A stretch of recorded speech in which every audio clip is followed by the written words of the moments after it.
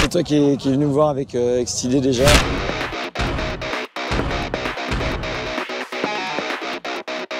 Qui était intéressante parce que effectivement on essaie toujours de valoriser le travail des bénévoles, tu vois, ils sont quand même, c'est un peu la colonne vertébrale du festival, tu vois, sans eux il n'y aurait pas de Hellfest, donc on cherche toujours aussi à les choyer, les gratifier, vraiment à montrer que c'est toute une aventure humaine et collective. Le Hellfest, malgré toutes les critiques qu'on peut avoir, voilà, sur le fait qu'on est une grosse machine et tout, on reste quand même une association avec des bénévoles, avec des gens qui viennent vraiment par passion et par envie de donner de leur temps libre pour que le festival ait lieu. Donc ouais, c'était l'occasion de les mettre en valeur, de se mettre dans leur peau, tu vois, qui est pas toujours simple en fonction des missions. Et puis voilà, de voir un peu aussi les dessous du métier, je dirais, et puis de voir un peu les dessous de l'organisation, de comment ça se déroule, le festival, quoi. Oh là, pause. Ça va beaucoup trop vite. Laissez-moi vous expliquer comment on est arrivé là.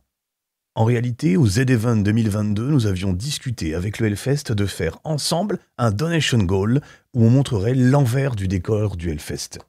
L'idée était assez simple, c'est montrer que derrière le Hellfest, il y a aussi des centaines de bénévoles et que c'est une composante essentielle du Hellfest. Je suis donc parti avec Mathilde, ma caméraman et réalisatrice, à la rencontre des bénévoles sans qui le Hellfest n'aurait pas lieu. Alors reprenons depuis le départ. Tout commence jeudi, le premier jour du Hellfest. On arrive où? Clisson, puisque nous allons au Hellfest 2023. Ça y est, on y arrive, le parking bénévole. Et après, il va falloir marcher. Mon activité préférée. En fait, c'est là où on se rend compte que c'est un peu grand. C'est que c'est presque pas loin de 5000 bénévoles. Donc en gros, là, on est sur le parking bénévole. Et au bout là-bas, il y a le camping béné. Et il va falloir après qu'on rejoigne le site. On se retrouve d'ici petit 20 minutes.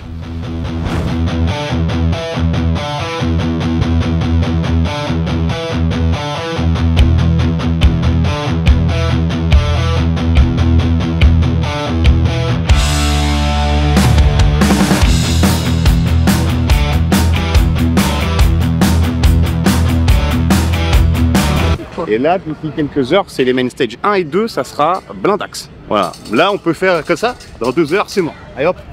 Je disais que ce qui est ouf, c'est que tu regardes la première ligne et tu te rends compte que ce qu'est le Hellfest en fait. T'as des jeunes, des moins jeunes, des femmes, des hommes. T'as toute origine, toute catégorie socio-professionnelle, tout type de fringues. En fait, on te présente toujours le rock, le métal en mode ouais, c'est la marque, mais pas du tout. Tu regardes bien, c'est tout le monde en fait. C'est le reflet. Le Hellfest, c'est le reflet de la société. C'est ça qui est dingue.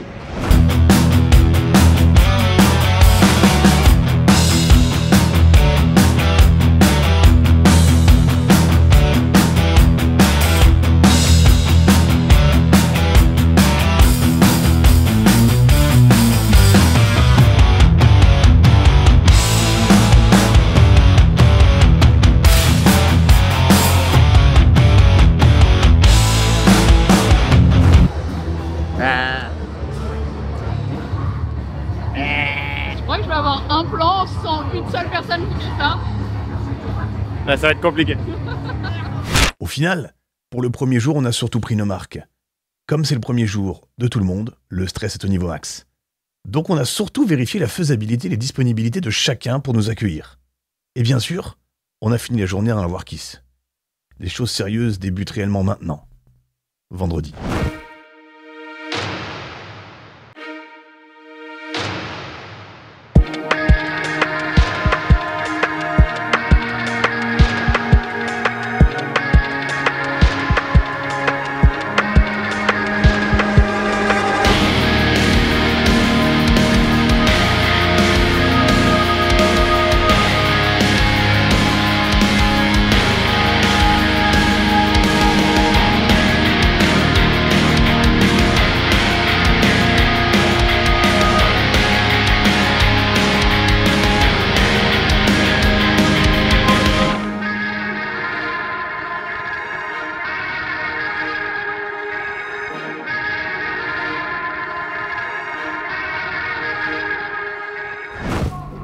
Alex, on va où? Là, on est sur le parking bénévole. Le Hellfest est là-bas au bout. Et là, on va direction la cantine. Ça s'appelle le catering en anglais, avec mon accent anglais impeccable. Puisque il faut bien nourrir tout le monde, les techniciens, les bénévoles. Donc il y a plusieurs cantines pour prendre en charge tout le monde. Et là, on se dirige vers la cantine bénévole, catering, pardon, excusez-moi, cher ami anglais. On va les faire à manger. On va nous expliquer comment ça fonctionne. On va nous expliquer ce qui a été mis en place. Et puis, on va peut-être déguster. À un moment donné, on fera peut-être une dégustation. C'est par là-bas, dans 2 km. peut-être 2,5, je sais pas.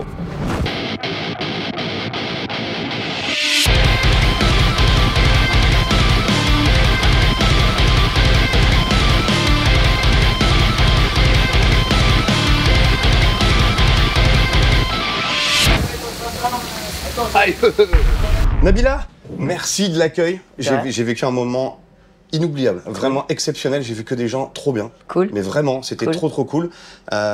Si on doit te présenter, qu'est-ce que tu fais au Hellfest?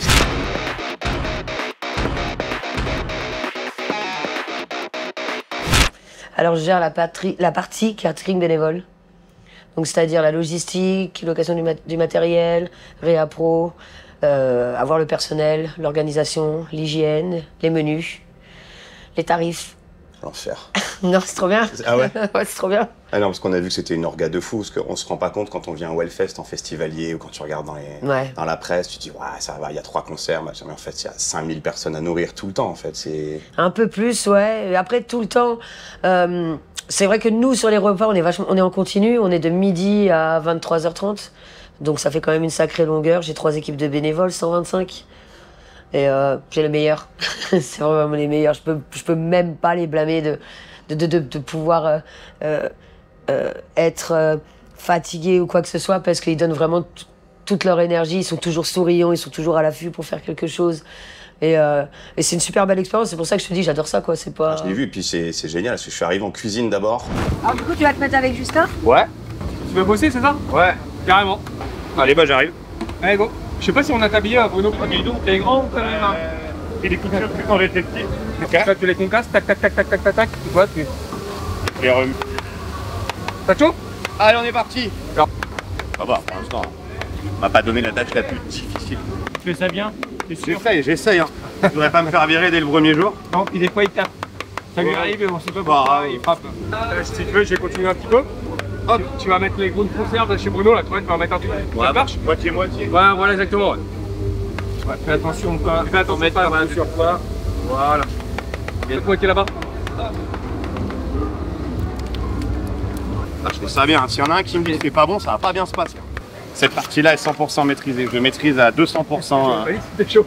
Et là, ça roule le petit avocat? Ça passe, tant que ça crame pas, on est pas mal. Hein. Ouais. Ah bah oui. Et dès que j'entends hurler derrière moi du ça crame bordel, c'est que c'est foutu. Comment ça se passe? Les gars m'ont dit, viens, on est parti. Donc on a fini le repas du midi. On a dit, non, allez, on a bourre, on se dépêche. Puis après, on dit, on passe sur le couscous du soir. On passe au volaille. Ça, c'est pour le couscous de ce soir. Ouais. Je mets que tes peaux, je les fais comme ça, bien caramélisé. Ouais. Et puis après, on les retourne. On fait comme ça. Allez. Pas que je me foire. Ah bah non. Donc, c'est hôtelier, c'est ça? C'est ça. Et le spectacle là, c'est quoi? Ça vous permet de vous exercer, de préparer un peu. Hein. Ah non, c'est juste pour le kiff. C'est juste pour le kiff d'écouter, après d'aller écouter les concerts. On a les alors là, l'étape, les épices à couscous. Et là, on fait sur le dessus. Bien. Ouais. Là, je m'attends à voir des boulets Philippe Etchebest en batteur qui sort de là qui fait excellent. Non, il fera pas ça. Il va me virer en cuisine. Bon, ça va, il n'y a pas trop cauchemar là en fait. Il m'a dit un truc qui m'a tué. Il m'a dit, je t'ai découvert sur internet quand j'avais 12 ans. Ah oui, oui. T'as entendu? 12 ans. T'en as quel âge maintenant? 18. Ok, je vais y aller, merci. L'époque Minecraft, à un moment donné, je me vois avec un bout de poulet dans la bouche, j'ai craqué. Ah, fais gaffe parce qu'ils sont juste snackés, ils sont pas cuits là les poulets. Le mec après il est malade 15 jours. Ils m'ont laissé seul au poste de cuisson, ils ont pas peur. Il est midi les gars, il dit 5000 repas le midi, 5000 repas le soir, faut y aller quoi. Bah ouais. D'accord. Puis il y avait les petits gars là, d'école hôtelière. Ils sont super chauds. Ils sont géniaux, et puis ils avaient vraiment envie. Et puis après on est passé dedans au niveau de la plonge, c'était cool aussi. J'ai rencontré plein de belles personnes en fait qui étaient contents. C'est ça qui est dingue en fait, tu vas dans plein d'endroits où les gens veulent pas trop être filmés, là ils disent c'est cool, ça permet de montrer d'autres trucs, etc. En fait le principe ça va être quoi? Servir les 4000 repas là? 5000. 5000, ouais. Tu vois, on en rajoute 1000. Alors, c'est 400, 200, 3000, 4000. Il n'y a jamais le même chiffre, mais ça monte toujours. Non, mais si tu veux, à 6000, 7000, allez. Ouais, bah c'est déjà un boulot de fou. Hein, et cette équipe-là va servir 5000 repas et celle d'après 5000. Donc, d'ici 23h, on aura servi du midi et servi du soir. C'est 10 000 repas. Après, tu peux te mettre au service, il n'y a pas de problème. Ils vont vachement apprécier, peut-être par là. Et puis après, ceux qui vont vraiment adorer ta présence, c'est l'équipe de vaisselle. Eh bah moi je veux bien aller en vaisselle, il n'y a pas de petits postes, donc si là ils sont assez nombreux, on file en vaisselle, c'est bien. Okay, allez, vas-y, let's go. Je vais voir qui en vaisselle. Bah, je vais avec toi. Allez, super. Tu t'appelles? Alex. Alex. Il y a quelqu'un qui serait super à un poste essentiel. Ouais. Ce sont les plateaux, les passer d'un bord à l'autre une fois qu'ils sont propres. Ça serait génial. Allez. On est parti. Basket, c'est pas la peine de mettre la Charlotte, ce genre de truc. Alors, Non. Magnifique. allez, des bretelles. Hop. Là. Est-ce que tu veux qu'on équipe la caméraman pareil? Non, non, c'est bon. C'est pas la peine. Allez, donc là, vous, c'est quoi? C'est 2 fois 4 heures, 1 fois 6 heures? Parce que tu sais, les postes pour les bénévoles sont à chaque fois différents. Vous, c'est quoi? En gros, on fait 4 créneaux de 5h30 sur tout le festival là. Ouais. Voilà. Ouais, c'est ça. Ça permet de profiter un peu quand même, quoi. Oui. Ah oui, c'est cool, ouais. C'est chouette. Bon, il y a des bons rushs, hein, mais bon. C'est ça.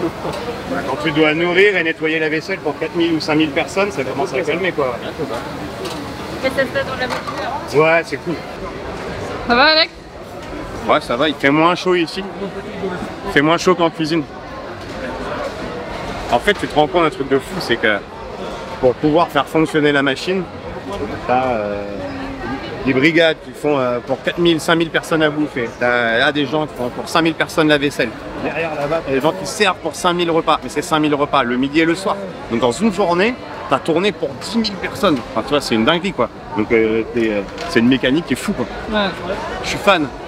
T'as pas une personne au Hellfest qui te fait ça grogne pas. On est content. Tu sais, t'as un côté où t'aides les autres. Et en même temps, chacun fait sa part, bah, c'est cool. Parce que tu peux mettre à sécher, s'il te plaît. Juste là, merci. Chouette, merci Mathilde. Tu votes un peu là. Vote un peu là. Je suis là-dedans. À tout à l'heure peut-être. Mais toi, en fait, de ce fait-là, ça gère tu gères ça, mais plusieurs semaines en amont. C'est pas, t'arrives pas juste le jeudi en mode bonjour. Non, c'est pas possible. Non, comme toute l'année. Ouais. Toute l'année, en fait, j'en fais un tout petit peu toute l'année. Et quand on arrive en janvier, février, je commence vraiment à attaquer dans le dur. Sur mes devis, et puis je calcule parce que voilà, j'ai un prix par bénévole, quoi. Je fais pas mal de partenariats aussi. Cette année, j'ai incorporé le vegan, donc du coup, j'ai pu faire pas mal de partenariats aussi là-dessus. Et ouais, non, ouais, c'est quand même un travail de toute l'année, quoi, parce que après, faut satisfaire les bénévoles. On n'a pas trop envie non plus de leur donner de la nourriture trop lourde. On essaye de travailler avec des personnes locales, tu vois, et puis de pouvoir donner quand même un menu qui ait une diversité, quoi, tu vois, de pas avoir un truc qui fait bon bah voilà, t'as une galette saucisse ou voilà, tiens, fin de chantier, rentre chez toi, dépêche-toi. Merguez moutarde, on est bien. Bah, malgré que c'est très bon, hein, c'est très bon aussi, mais voilà. J'en mange pas, mais bon, mais ouais, non, là, cette année, on a vachement travaillé sur les menus. Ils ont quand même, on a du vegan, j'ai fait rentrer les fromages vegan. Parce que je voyais qu'il y a entrée, le plat, le dessert. À chaque fois, tu peux choisir avec ou sans viande. Enfin, tu as vraiment du choix, de la qualité. Les produits sont préparés juste derrière. Parce que c'est pas, alors, c'est hyper difficile, en fait, en image de le montrer, mais c'est quand même 2 énormes tentes. C'est 4 ou 5 Algeco différents. C'est un stock de froid. Il y a 3 ou 4 containers de froid. C'est une sacrée mécanique. Ouais, mais après, parce qu'en plus on a des normes d'hygiène qu'on doit respecter, donc tu dois zoner tous les endroits, tu peux pas te permettre d'avoir le sec à côté du froid, tu peux pas te permettre d'avoir l'hygiène à côté du sec. Enfin, tu vois, c'est toute une logistique à prendre. Et après, en plus, moi, je fais que du frais, je supporte pas d'avoir des produits, tu sais, qui sont en boîte ou qui sont, tu vois, avec bourrés de conservateurs. Donc je travaille, je fais un réassort. C'est un énorme travail qu'on a ici aussi au bureau parce que du coup, on reçoit les stocks et chaque jour, on fait des commandes par une boîte qui a des légumes frais tranchés qu'elle nous fait tous les jours, quoi. Donc c'est pour ça que on a vraiment de vrais cuistots qui sont là parce qu'ils travaillent vraiment le produit frais chaque jour. Les bénévoles mangent vraiment des produits frais. Les gars, tout à l'heure, ils m'ont dit, wow, qu'est-ce que tu fais? J'ai dit, non, il est coloré. C'est pas ça, coloré. Attends, je te remonte. J'ai dit, oh, c'est un métier. J'ai dit, oui, j'ai entendu, calme-toi. C'est beau là. Non mais c'est ça qui est chouette, quoi. C'est bien là, non, celle-là elle est pas assez. Celle-là là? Ouais, elle est pas assez. Et il voit des trucs que je vois pas, moi. Pourquoi elle est pas assez celle-là? T'as vu la différence? Ah, il y va avec les mains, il a même pas peur. Regarde la différence de teinte là. Tu vois là c'est presque pas assez en plus. Ouais, c'est les premiers tours. Aïe! Ah, la victime. Ah ouais, quand ça pète, c'est qu'il y a de l'eau. Ouais, c'est ça. Ah, le mec pompier, c'est même pas ça. Putain, allez, tu regardes terre. Ah non. Putain, côté pot, côté pot. Oh là là. Ça, c'est la leçon numéro 1. Tu mets côté pot, Alex. Et qu'est-ce qu'il fait, Alex? Il met côté papon. Ça fait 1 heure qu'on fait la cuisine, j'ai chaud.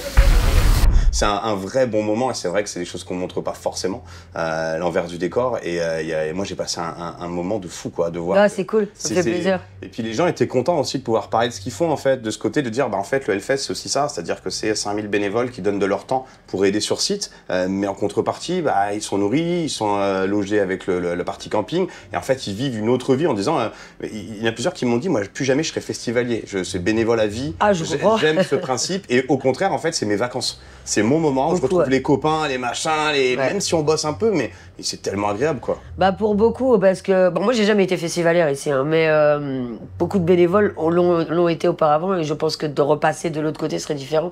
Bon après c'est quand même d'être ici c'est quand même un travail assez lourd quoi, mais j'ai les mêmes bénévoles depuis 10 ans. Enfin, j'ai des bénévoles qui sont là avec moi depuis 10 ans. J'ai dû changer sur certains bénévoles qui étaient sur un autre pôle avec moi. Mais j'ai vraiment la même équipe qui me suit. Donc c'est que on les traite bien. Combien de temps que tu fais ça, toi? Moi, ça fait le Hellfest. Ouais. Ça fait 13 ans. Ah oui. Ouais. Et donc ça fait 10 ans que tu t'occupes du catering? Non, ça fait 10 ans que j'étais à la gestion du catering, on va dire plus côté logistique. Et c'est la première année que je le récupère totalement.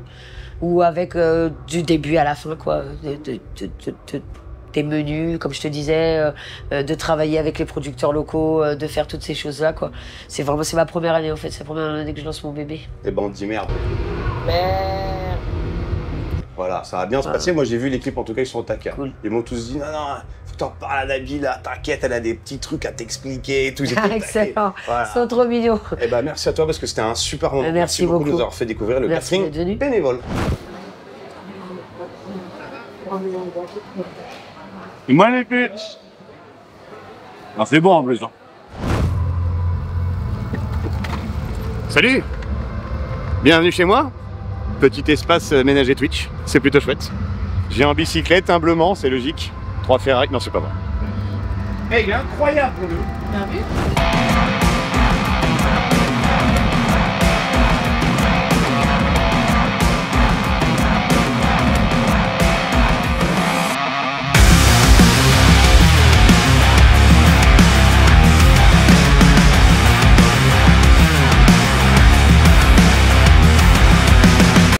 On voulait voir pas mal de choses dans l'envers du décor, mais quelque chose qui me tenait le plus à cœur, c'est d'être avec mon Hugo. C'est moi. Voilà, pour ceux qui ne le connaissent pas, Hugo, c'est celui qui est avec moi toute l'année pour créer les lives, créer les événements, bref, encaisser l'argent.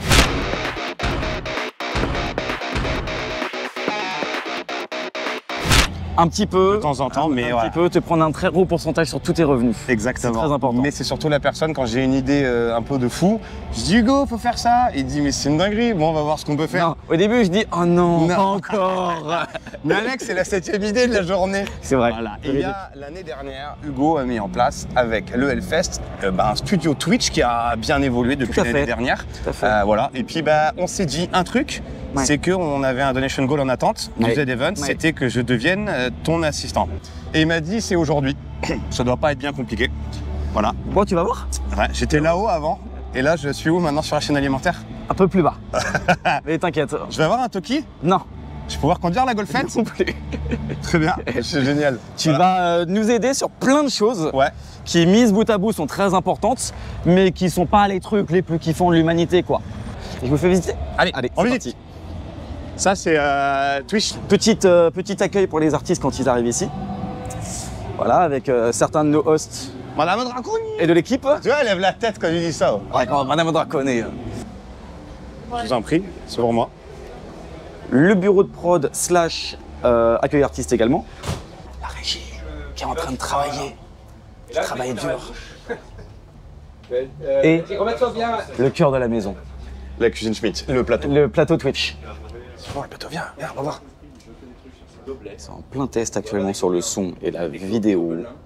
Bon. C'est là que tout se passe, qu'on reçoit les artistes, que nos hosts animent, qu'on reçoit les membres du staff. Je suis par là en mode animation sur un plateau. Oui. Et là maintenant, c'est où ma place? Là, tu es.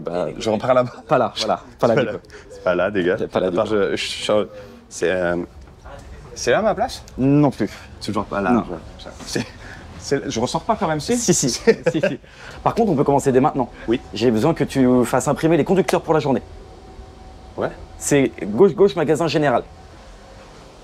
Tu prends ça, alors verrouille pas parce qu'après c'est chiant. Ouais. Et le fichier là, le conducteur du airdrop.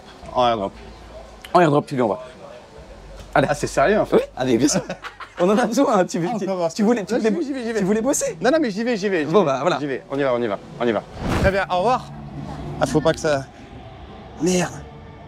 Attends, je l'ai déjà perdu. Voilà. Non, rien, c'est bon. Florian, viens voir. Il m'a donné le conducteur, je l'ai déjà perdu, je vois rien avec le... Tu l'as perdu. Oh là là, attends, je demande. Patron, je bosse, j'ai eu un problème. Mais qu'est-ce que t'as fait? Mais non, c'est parce que je voyais pas avec la nuit. Conducteur vendredi. D'accord, voilà. C'est celui-là que j'envoie en airdrop. J'y vais, gauche, la dame de la cantine. Ouais, je vais imprimer ce truc. À la base, je produis des événements, je suis assistant de prod pour la journée, c'est que du bonheur. C'est génial. Non, mais j'ai commencé là, à la base, donc ça va. Ah, tu vois, il y a Florian dehors à nous aider.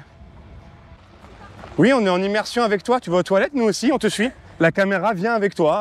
Ah, déjà, je me rappelle comment on envoie un airdrop. Accueil réussi, c'est où? Pour faire imprimer. Ah, j'en sais rien. Bonjour. Oui, on m'envoie. Je crois que c'est ici pour demander gentiment si on peut imprimer les conducteurs pour la chaîne Twitch. C'est mon premier jour, alors c'est compliqué. Hein. Comment je l'envoie? Alors attends, j'ai aucune idée de comment on l'envoie. Son MacBook, il est bizarre aussi. C'est à qui l'ordinateur? Non. S'il est jeté, c'est celui au boss, c'est pas grave. Il en rachètera un, il a plein d'argent. Ah, le patron qui arrive. Ah, il est venu en trottinette, le bot. Non, mais ça... C'est bon. Il voulait pas airdropper. Mais si. Il voulait pas airdropper, alors on l'a cléisé. D'accord.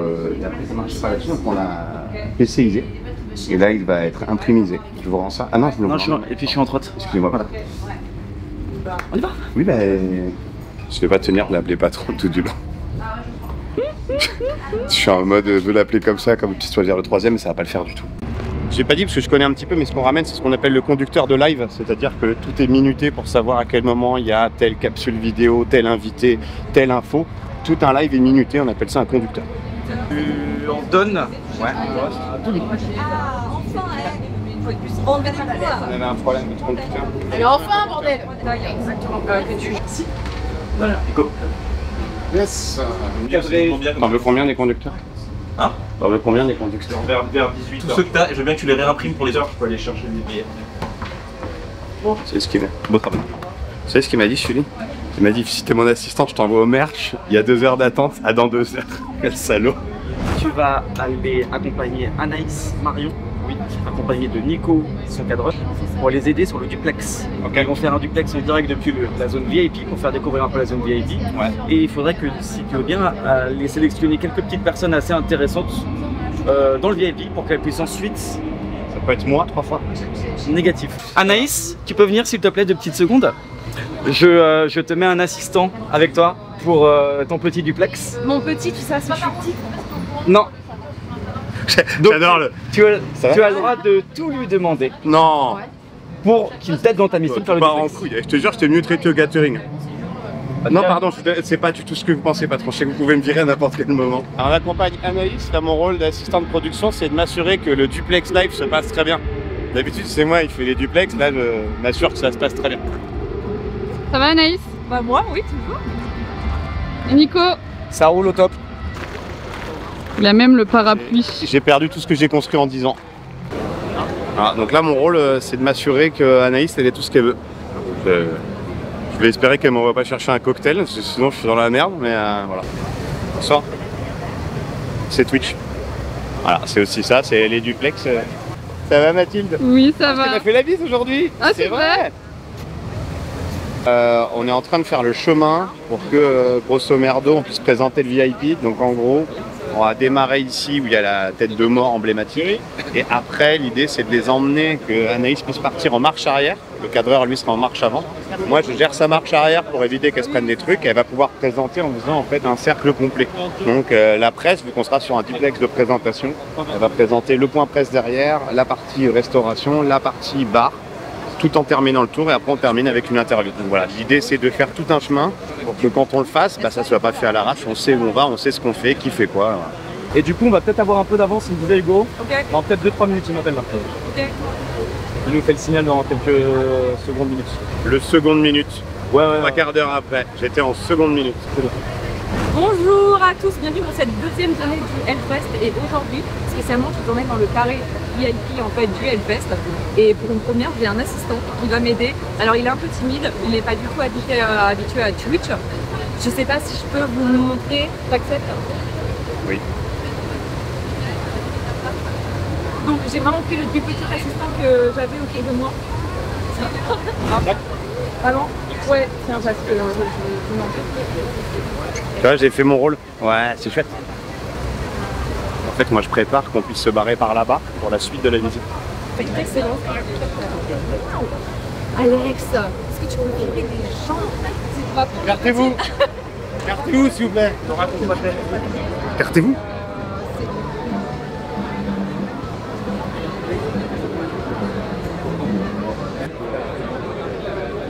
Ah, c'est pas à moi en fait. Alex, c'est un peu de soleil. Tu crois pas? Et là, c'est pas du tout. Sans déconner. Ouais, non. Donc là, on est avec Florian.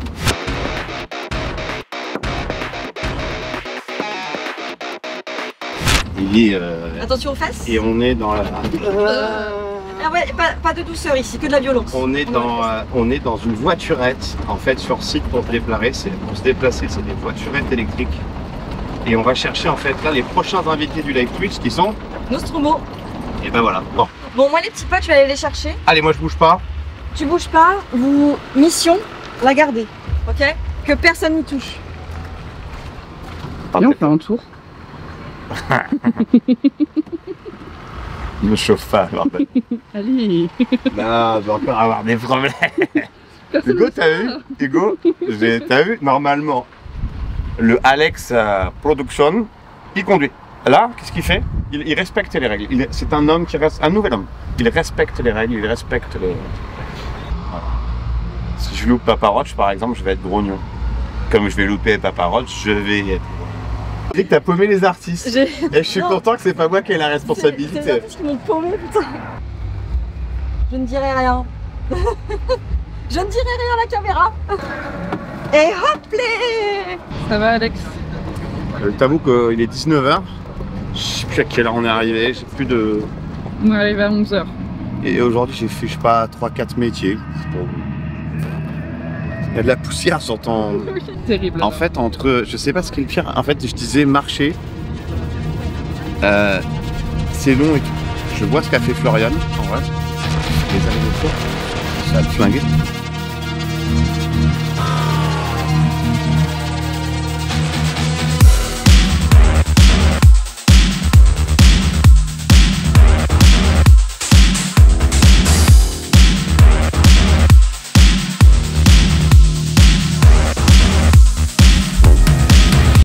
Bonjour messieurs, je sais pas conduire.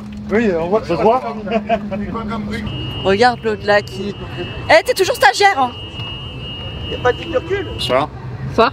Jean-Michel. Bonjour madame, elle s'en va, ça va, toutes les suites, toutes les légitités. Elle se barre avec la voiture. Michel, ferme la grille, Michel, elle arrive.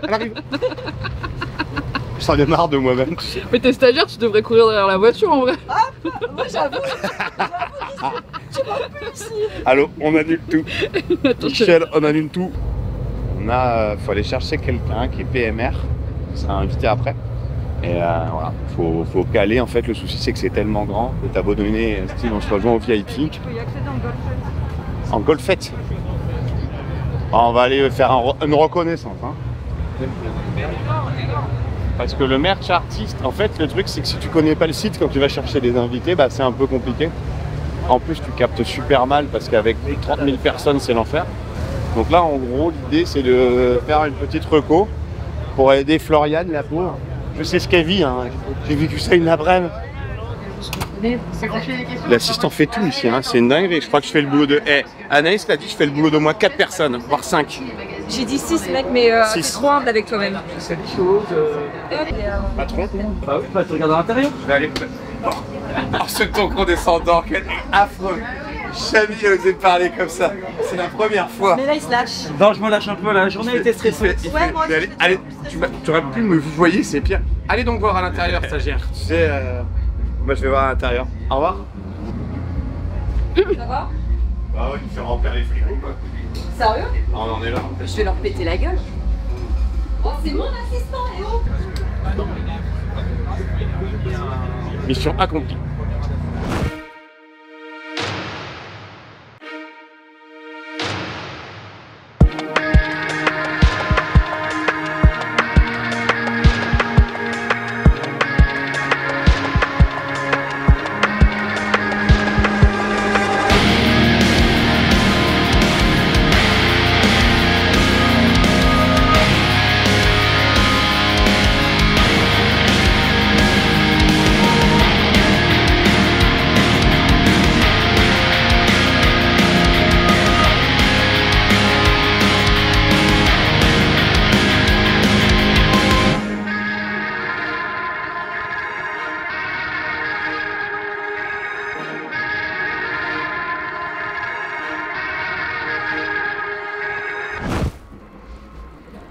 Alex, ça va? Oui, ça va. Un peu fatigué. C'est normal. Bah, en même temps, vous voyez que moi. Vous voyez jamais Mathilde, parce que Mathilde aussi, elle est fatiguée. Ah, t'es fatigué? Ouais. Mais ça va, on est bon. On est 3e jour, je crois. Je crois. C'est ça. Et aujourd'hui, on va faire plein de trucs cool. Notamment, on va aider un groupe à monter sa scène pour préparer son concert. On s'appelle 1056, make some fucking noise! Et ça a l'air très très cool parce qu'en plus c'est des copains de copains. Donc en plus on va y découvrir des gens qui ont l'air géniaux. Voilà, donc il paraît que je vais porter de la caisse et brancher du câble quoi, à l'ancienne. On fait ça, on va aussi découvrir les loges. Bref, on va faire encore plein de trucs de fou. Ce qui est dingue, c'est que tous les jours je me dis, on ne peut pas faire mieux. Si, tous les jours on fait mieux, on rencontre des gens de fous. Et en fait, t'as l'impression de... Tu pourrais passer une éternité à rencontrer toutes les activités, tous les métiers en fait du Hellfest. En fait, ça pourrait valoir 3 ans de tournage. C'est dingue.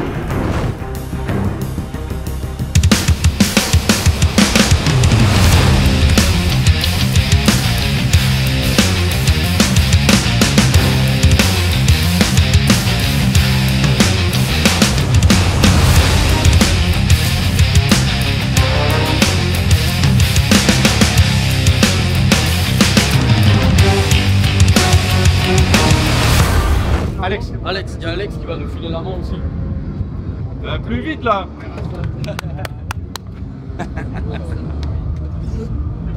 Vas-y. C'est pas comme ça mec. Et vas-y, rien tombe. Faut monter, d'accord. Qui bosse bien, tu trouves? On va voir hein. Je pense pas qu'on va le garder. Ah ouais? Mais ça reste longtemps. Allez, c'est bon. C'est bon. Là.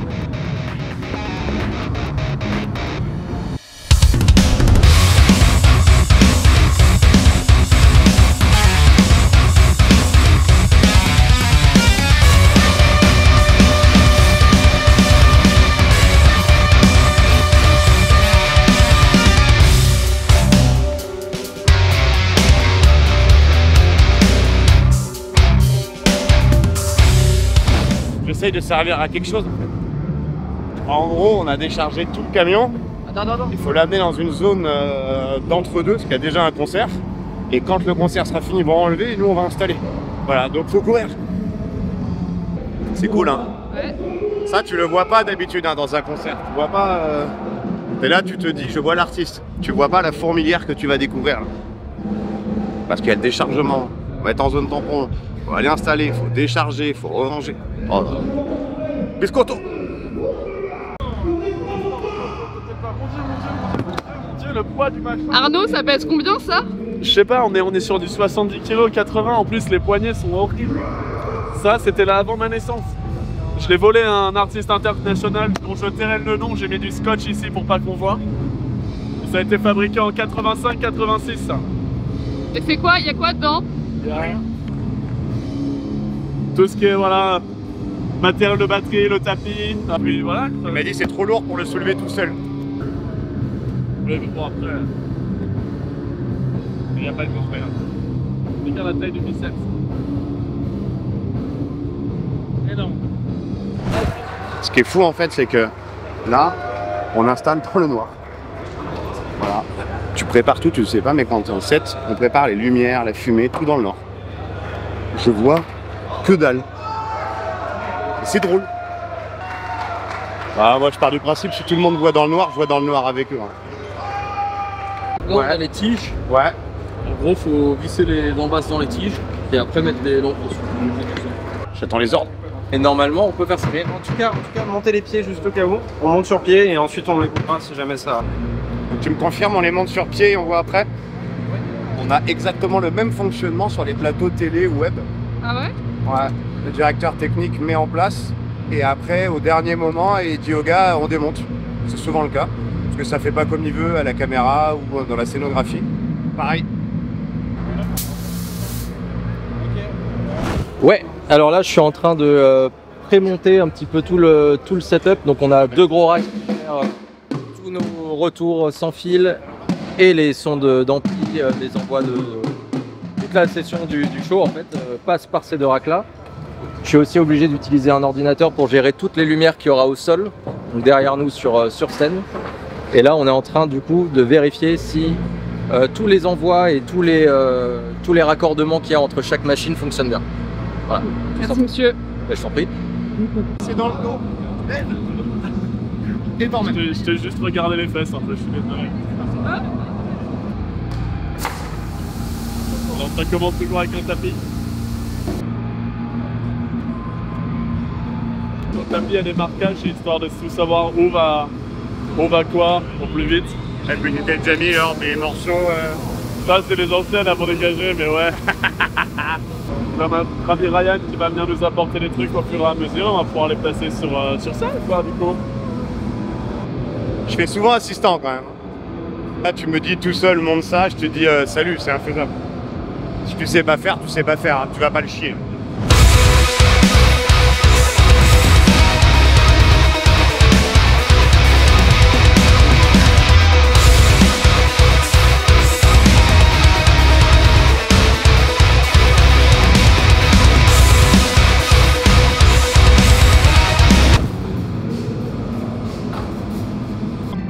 La peau, merde! Qu'est-ce que je fais, chef? T'avais bien changé ma peau, j'en sais rien! Ah, je sais! Attends, chef, je sais.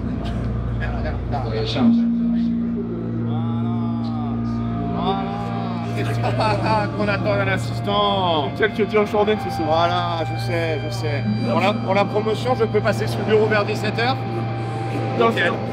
17h05, j'ai déjà, voilà, 17h. J'ai eu ma promotion, impeccable. Alors la vie de Rodi? C'est cool. Et m'assurer que du coup c'était bon en termes de lien entre la stage et la console. Parce qu'en fait là, nous on installe tout derrière, on branche, le lien arrive ici, aussi bien sur la lumière là et le son devant. C'est ça, exactement. Ah, c'est ça, et donc après il faut vérifier que tout est câblé. Et si j'ai tout compris, les 2 premières chansons, c'est là où on va revérifier le son et refaire les réglages. Ouais, en fait, c'est préfet vu qu'il y a beaucoup de groupes qui tournent. Tu préfais, t'arrives, tu commences et l'ingé son et l'ingé lumière, ils en chient un peu en mode ah putain ça marche pas comme ça, c'est pas bon. En fait on a 45 minutes de changeover du coup, c'est le changement de plateau, on va tout tester. Ouais. Et donc on va voir si moi je reçois bien le signal à la régie, donc pour contrôler toutes les lights qu'on a au plateau. Ok. Et si le son pareil il reçoit tout. Et là c'est pareil, souvent c'est c'est un ingénieur pour plusieurs groupes en fait. Régulièrement tu viens des copains, c'est un petit milieu en fait, du coup on est très peu à tourner en soi. Et on se connaît un peu tous. À part les gros groupes qui arrivent avec leur bus de 100 personnes, oui, en gros, sinon tu partages un peu quoi. Mais c'est pareil, tu vois, il y a un sondier en façade et un lighteux.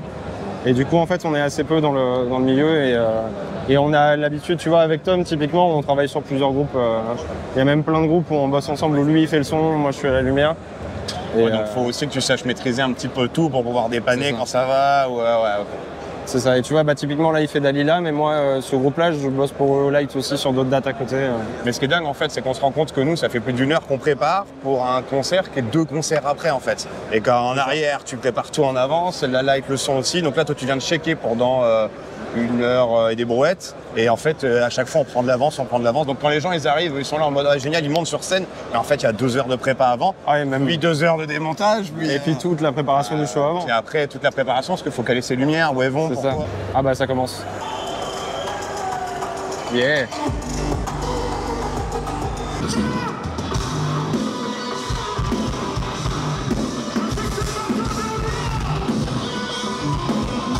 Ouais, on attend. On a tout préparé. En gros, on a tout mis sur l'arrière dans la zone d'attente pendant qu'il y a un premier groupe qui joue. Puis on a tout monté pendant qu'un deuxième groupe joue. Puis après, on a préfet avec les serveurs et tout, les préparations lumière et son. Là, ils sont en train de finir les balances, mais cachées derrière, en fait, les premières balances. Tout est raccordé à la régie qui est devant. Puis les deux ingés, le son et lumière, ils vont là-bas. Et là, quand en gros, je vais entendre c'est qu'il faut bombarder du cul, là. Donc là, j'attends pour le disco. T'es prêt? Ouais. Dès qu'il commence à me gueuler des trucs, c'est qu'il faut bosser. Non, là, mon petit Alex, il est en train de patcher la batterie. C'est-à-dire, on a mis les micros. On va nous faire du son pizza, parce qu'on n'a pas que ça. On a mis les micro-batteries. Maintenant, on va la câbler dans un ordre précis qui va là. Et ça va après dans la console de mixage, en gros. Et ça, c'est mes in-ears, c'est là-dedans, c'est mes écouteurs qu'on va tout entendre. Une fois qu'eux ils ont sorti, on va d'abord attendre qu'ils sortent. Ouais, c'est ça. Et après on va envoyer les trucs. Ça c'est bien fait, j'ai tout rangé comme ça. Attends, t'es là mon gars. C'est rien. Nous on va faire les français. De malade. Ah c'est bon, y'a rien qui dépasse. Ah, je vais pas me faire engueuler tout de suite. Par contre mec, bah voilà, dis-moi. Tu vois le riser là? Ouais, il est devant. À droite, ouais. Tu peux le reculer jusqu'au ligne là qui est sur scène. Ouais, ça c'est la première. Ouais, et les deux retours, est-ce que tu peux les tourner juste un peu? Plus vers toi que... Ouais. T'en veux deux comme ouais, un croisé? Ouais, mais maintenant ils sont croisés, il faut mettre plus droit. Ça. Ok, donc le riser, je te l'avance d'une ligne et puis je les mets plus droit. S'il te plaît, je te fais vérifier après. Plus vite, hein!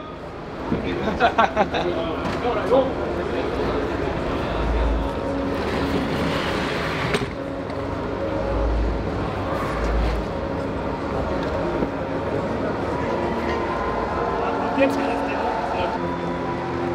est pas mal.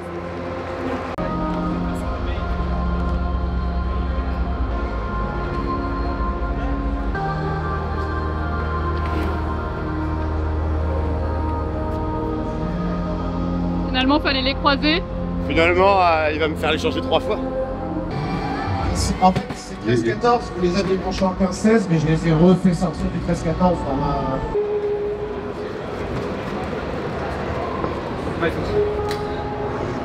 Damn! Keep son! Backdrop!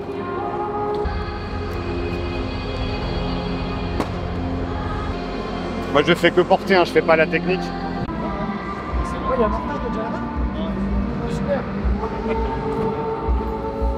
T'es content de ton assistant? Entre toi et moi, il est un peu nul. Oh, ça va ou quoi, mec? T'es là, putain, je t'ai pas vu. Je vais pas être augmenté. Ou pas garder, je sais pas.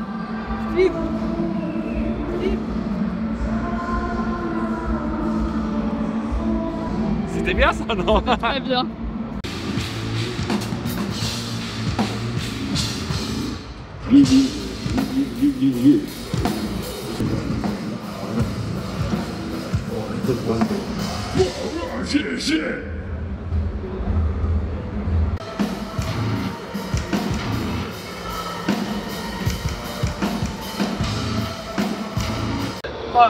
Let's go.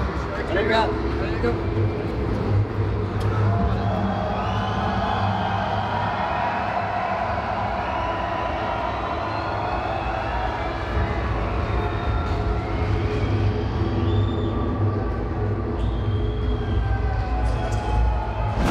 On s'appelle 1056, make some fucking noise. Wall of Death. Front to back, open this shit up as wide as it will go right fucking now. Je vais compter jusqu'à 4. 1, 2, 3, go.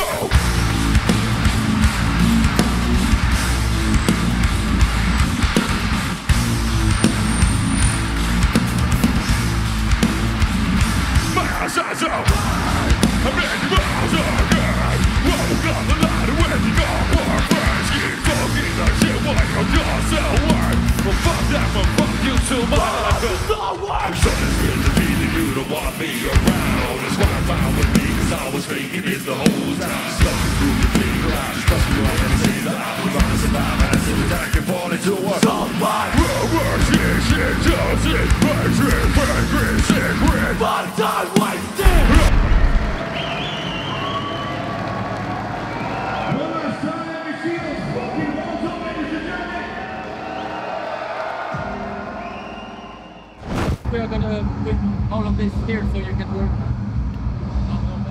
Non. Waouh, non, C'est pas grave, on est bien, il est au taquet. Tu veux qu'on se décale? Non mais en plus ils vont le compter, ça c'est sûr. Non, non, c'est certain. J'ai passé par un enculé après. Oh là là là là.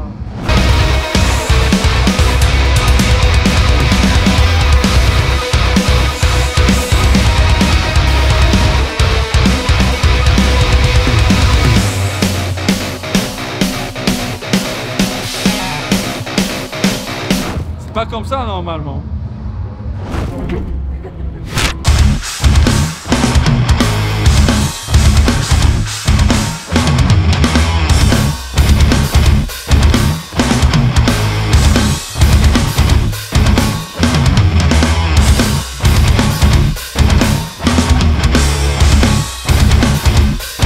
Et je suis avec Christy. Salut Christy. Salut. Merci à toi de nous accueillir. On est juste devant les backstage et toi tu es responsable en fait de la gestion backstage et loge. Oui.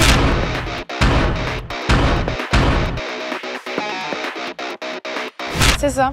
En fait, je m'occupe de la coordination artistique au sens large. Donc au départ, avant d'être sur l'exploitation, je m'occupe des contrats et des payes artistes globalement.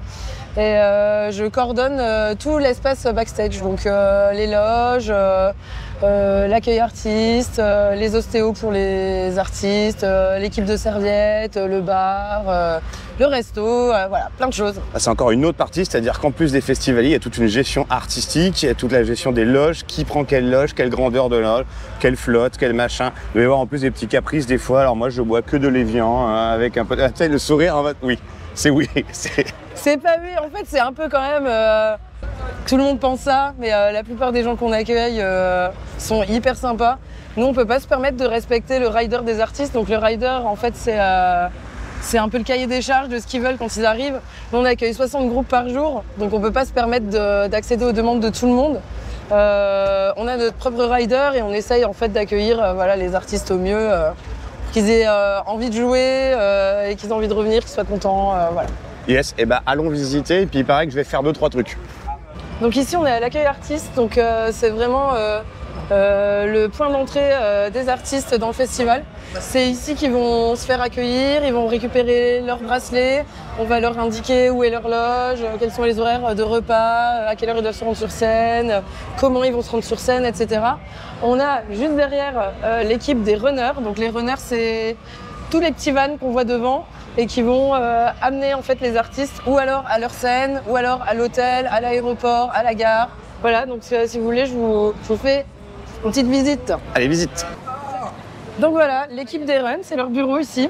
Donc ça tourne 24 heures sur 24, il y a plusieurs équipes. Et voilà, c'est eux qui prévoient tout en amont, mais sur place on sait que ça se passe jamais comme prévu. Il peut y avoir des retards de train, d'avion, des gens qui veulent des runs en plus, des artistes qui arrivent à plus nombreux que prévu, qui sont pas à l'heure. Donc voilà, donc l'équipe ici est là pour gérer les urgences, réaffecter les vannes, trouver des solutions.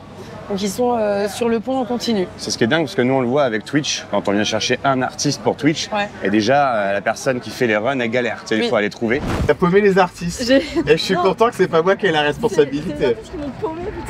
Et en fait tu te rends compte qu'avec 60 groupes par jour, en fait c'est la course permanente pour savoir où ils sont, ce qu'ils font, où ils vont, puis qu'ils soient bien juste avant leur concert. Enfin, ça fait un sacré boulot quoi. Et donc ils ont 20 vannes et ils sont une équipe de plus de entre 40 et 50. Donc là maintenant on va arriver vraiment dans les loges. Donc c'est une grande allée pleine de préfabriqués. Et voilà, chaque groupe a son espace. C'est chouette parce qu'il y a vraiment plusieurs allées au Hellfest. Il y a vraiment l'intérieur, il y a la partie technique qu'on a l'habitude de voir quand on bosse là-bas.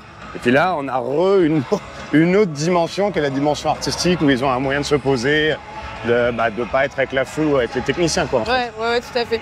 Et on a encore de l'autre côté, donc en parallèle de cette allée-là, une autre allée où on a nos têtes d'affiche du jour.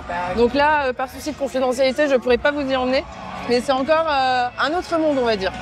On ne pourra pas dire qu'il est la tête d'affiche du jour. Hein. Aujourd'hui, c'est Maiden, demain, c'est Slipknot. Tout va bien, c'est tout à fait logique. Il y avait des rumeurs d'une scène privée qui avait été installée pour Metallica, rien que pour eux l'année dernière, c'est vrai ou pas?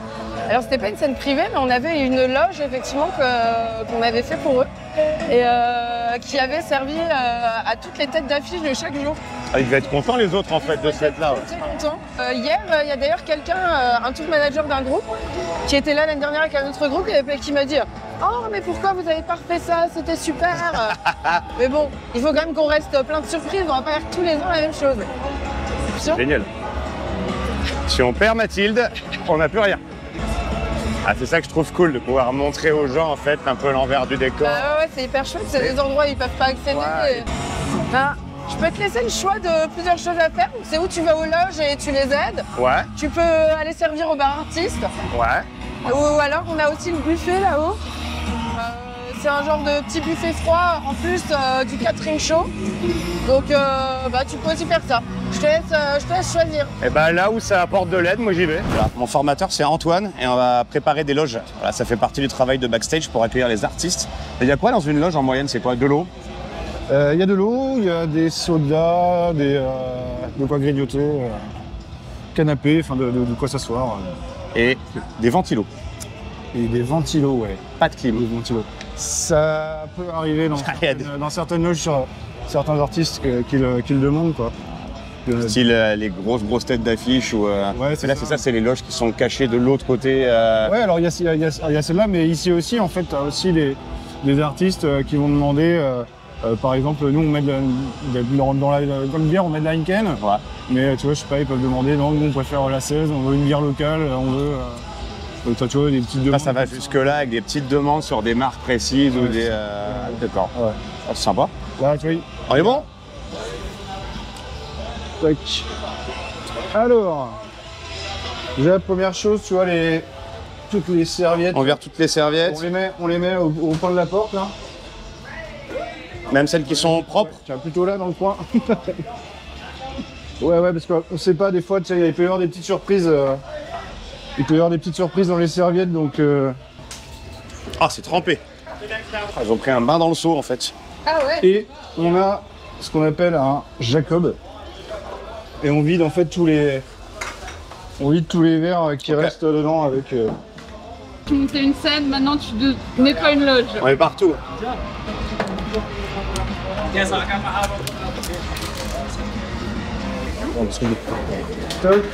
Et donc là l'idée c'est de préparer pour le groupe d'après quoi. Ouais c'est ça. Et là après tout ce qui traîne, on ramasse sur les serviettes, tout ce qu'il va mettre à.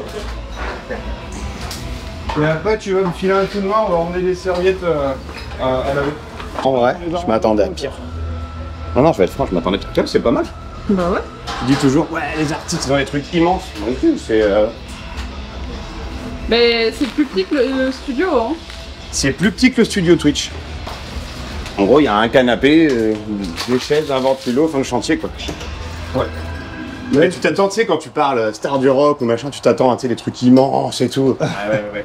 Ça, tu peux le balancer. Et t'as le même sur la porte. Ici, mais de l'autre côté. De l'autre côté, ouais. Et ben tiens, on va faire un emmener les serviettes. Ouais, donc là, en fait, après, tu repais un peu d'eau, un peu de cacahuètes. La petite bouteille de muscadet du Hellfest. L'alcool est dangereux pour la santé à consommer. Elle est chaude, il n'y a pas de raison. Groupe ou pas groupe, tu bois ton muscadet chaud, c'est la base. Donc là, on emmène les serviettes. Allez. Tiens, je vais donner ça à... Est-ce que tu restes de la place? Hop. Allez, vas-y, charge si tu veux. On est bon. Quand même. Et là, on va emmener ça au lavage de serviettes. C'est une usine. Alors, tu te rends compte que... Oui. En fait, tu te rends pas compte de tout ça. Tu viens au festival, tu sais, tu te dis pas, il y a tout ça, quoi. Bonjour. Rebonjour, je ne sais plus. C'est pour... Hop. Super, merci. Celle-là aussi. Ouais. Bon courage. Merci bien, bonne journée. Salut. Sauf ok. Il y a une laverie. C'est normal. Hein? Il y a une laverie, c'est tout à fait normal. Ouais, là, tu te rends pas compte que c'est une ville, quoi. Oui, là, c'est une bureau de l'équipe qui fait le ménage des loges le soir. La nuit, en fait. Là, tu te rends pas compte de ça du tout, quoi. C'est une ville. Hier, on était là jusqu'à 3h30 du matin pour faire ça, en fait, sur toutes les loges. Alors, on a eu top chrono 3 minutes. Eh, je les connais, Eh, ça va ou pas? J'ai changé de métier, les gars. Ah, ça, c'est pas trop. C'était trop dur avec vous, alors j'ai changé de métier. Mais attends, tant qu'on est là, tu vas faire un truc sympa aussi. Ah, je le sens bien ça. Tu vas vider ça dans les toilettes, du et hop, dans la pissotière. Adieu. Alors attention de ne pas t'asperger. Ah, je l'ai même rincé et tout. Ah, je l'ai même rincé. Oh, formidable. Pas bien, mais de toute façon, on va le relaver après. Tac. Je vais fermer la porte, là. Je t'ai bien éduqué. Mais j'ai les mains prises, tu m'as même donné ça. J'ai bien compris que la caméraman, elle referme pas les portes. Tu veux que je le prenne? Je veux bien, s'il te plaît. Le caméraman est caméraman. Ce mec est ignoble avec le petit peuple. En même temps, je suis redescendu. Hein. J'ai commencé cuisinier. Après, j'ai été backliner. J'ai été assistant de prod de ma propre prod, donc c'est n'importe quoi. Ça y est, mission accomplie. Écoutez, j'ai vidé tout ce qu'il y avait là-dedans dans un urinoir. Super. J'en ferai peut-être pas 60 par jour, mais j'étais content. Ah bah oui. Mais c'est le but. Le but, c'est de montrer voilà, ce qui se passe. Aujourd'hui, le Hellfest, c'est aussi 5000 personnes, c'est des cuisines, c'est des gens qui savent faire. C'est pas que des artistes qui montent sur scène. C'est pas que une population de gens qui hurlent et qui boivent de la bière. C'est voilà.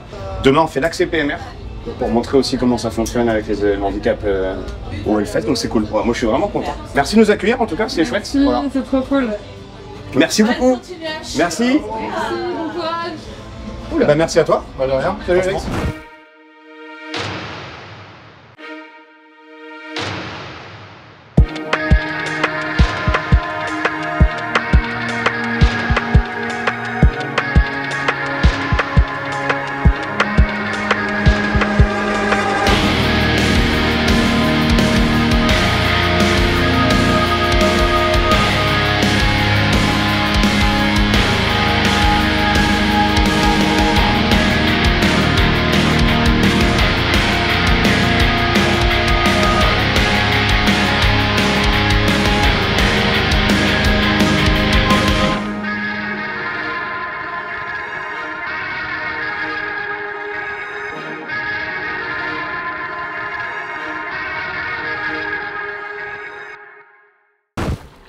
Ça va Alex?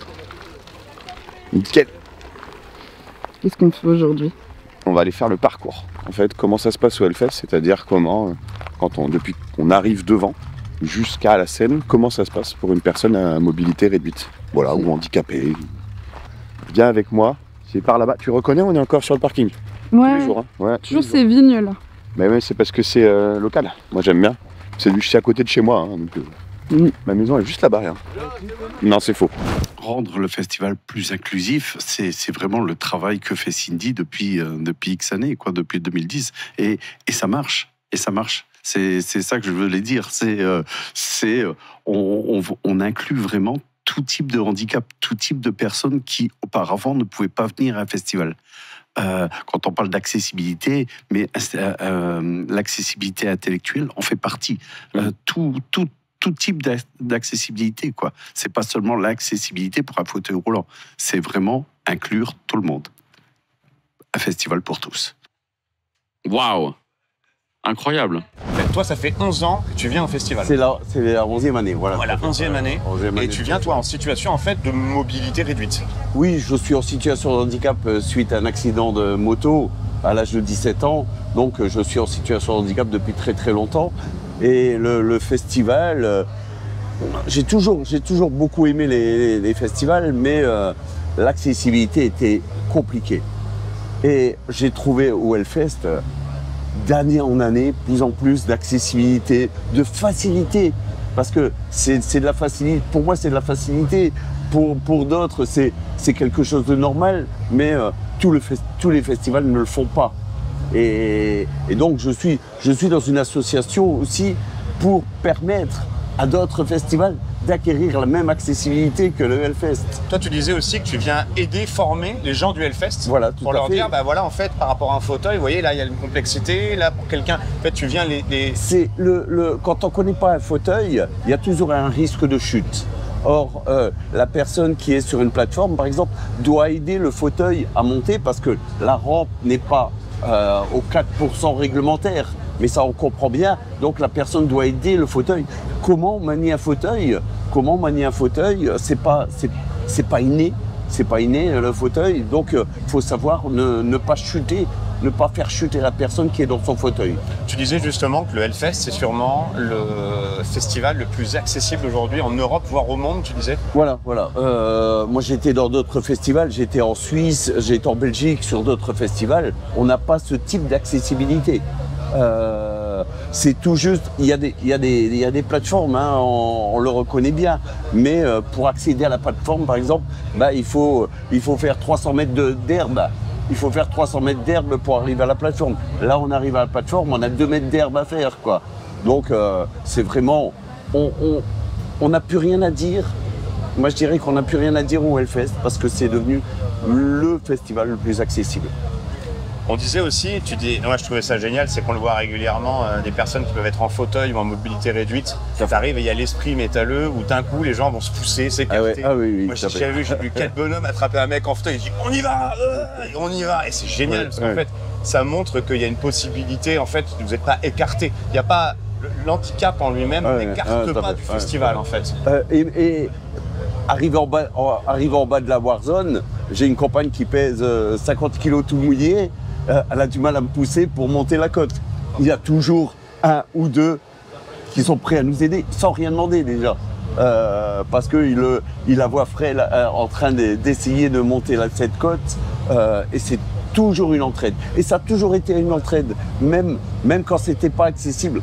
Quand il y avait de la pluie et qu'il y avait beaucoup de boue dans les débuts que je venais, il y avait de la boue plein de fauteuils. Parce que 11 ans, tu as connu de la boue à aujourd'hui où c'est bitumé à certains endroits. Voilà, avec les accès, souvent les gens se demandent, mais pourquoi il y a des endroits où c'est pas du gravier, c'est bitumé, mais c'est aussi permettre les accès à chaque stage, à chaque scène pour les handicapés. Exactement. Mais quand on parle de l'accès pour les personnes en situation de handicap, on parle de l'accès pour tous aussi. Ça évite aussi aux festivaliers d'avoir de la boue partout. Ça permet aussi la circulation des secours, éventuellement. Mais quand on parle d'accessibilité pour une personne en situation de handicap, c'est l'accessibilité pour tout le monde. Alors ici, on ne le trouve pas, mais dans la vie de tous les jours, dans une ville, quand on demande d'avoir une rampe dans un autocar, ça permet, et la personne en fauteuil, mais aussi la maman avec sa poussette, ou la personne âgée avec sa canne, de pouvoir monter correctement dans l'autocar. Pareil, dans une gare, l'accessibilité des gares et tout ça, c'est l'accessibilité, quand on parle d'accessibilité, c'est vraiment de l'accessibilité universelle. Et c'est ce qu'on retrouve au Hellfest. Donc, merci à toi. Bon festival.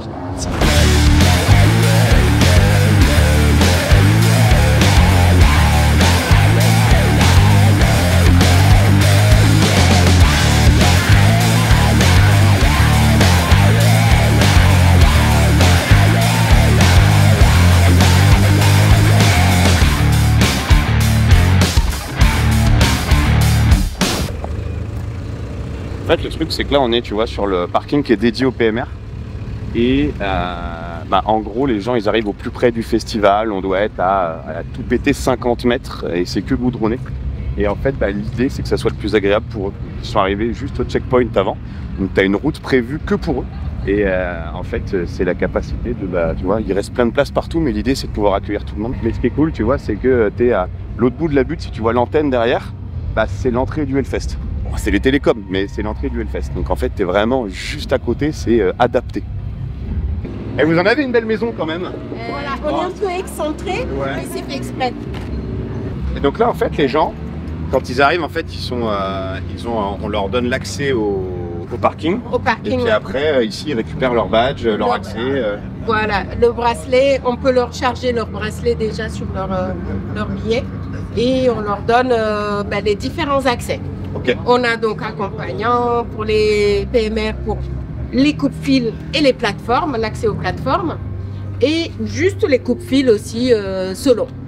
En fait, on a différentes catégories, on regarde et puis voilà. On est avec une partie de l'équipe PMR.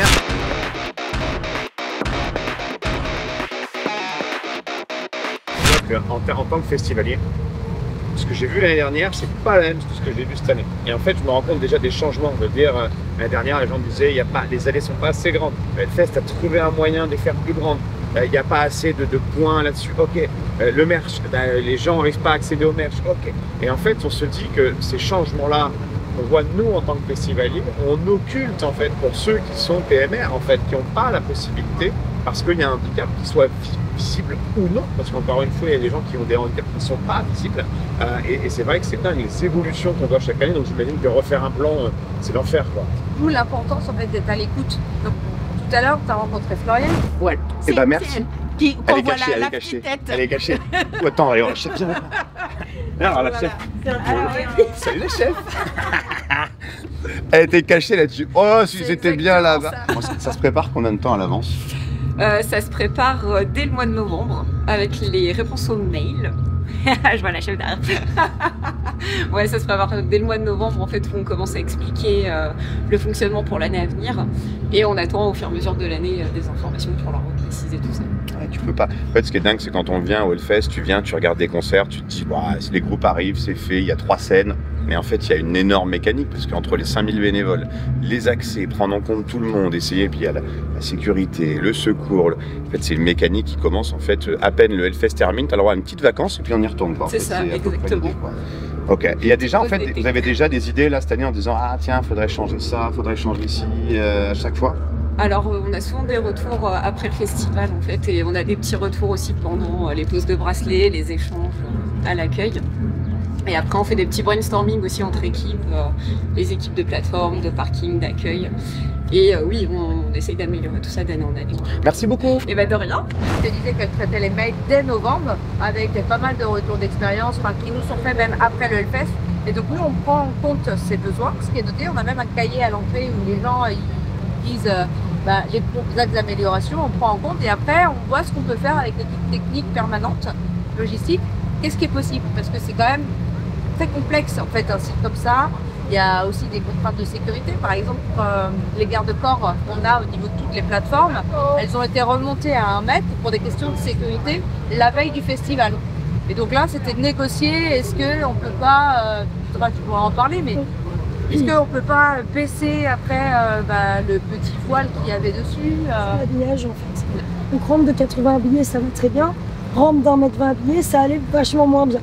En fait, au dernier moment, en fait, pareil, on est en constante communication avec la régie permanente pour faire des adaptations. Et on a vraiment beaucoup de chance parce qu'ils sont quand même aux petits soins et donc il a fallu tout redescendre au dernier moment.